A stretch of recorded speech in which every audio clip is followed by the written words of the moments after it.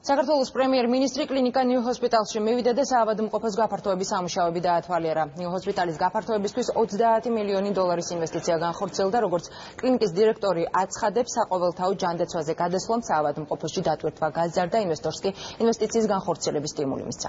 საქართველოს პრემიერ-მინისტრი ამბობს, რომ ეს სახელმწიფოსა და კერძო ბიზნესს შორის წარმატებული თანამშრომლობის მაგალითია.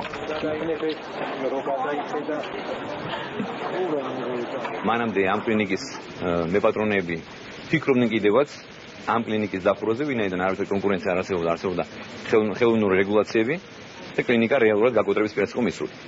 ხოლო მას შემდეგ რაც ჩვენ უკვე გავატარეთ სერიოზული რეფორმები, იგივე დაზღვევის მიმართულებით, ამან განაპირობა ის, რომ კლინიკამ დაიწყო ეფექტურად ფუნქციონირება.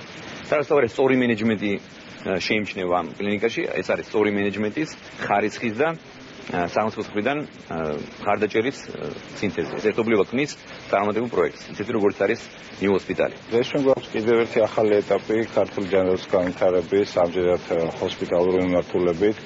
უკვე არსებული კლინიკა, რომელსაც ჰქონდა საყოველთაო ჯანდაცვის დაწყებამდე ძალიან მცირე დატვირთვა, მას შემდეგ რაც პაციენტებს მიეცათ თავისუფალი არჩევანის საშუალება, ანუ დაუბრუნდათ თავისი კონსტიტუციური ვალდებულება. საყოველთაო ჯანდაცვაზე გადასვლის შემდგომ ჩვენი დატვირთვა გაიზარდა, თუ მანამდე იყო 10%, ახლა გვაქვს 80% და მოგვეცა იმისი სტიმული, იმისი განცდა, რომ საჭიროა ინვესტირება. ამიტომ ეს თანხა იდება ამ საავადმყოფოს გაფართოებაში და 2 წლის თავზე ვიხილავთ ყველა დიდ საავადმყოფოს რეგიონში.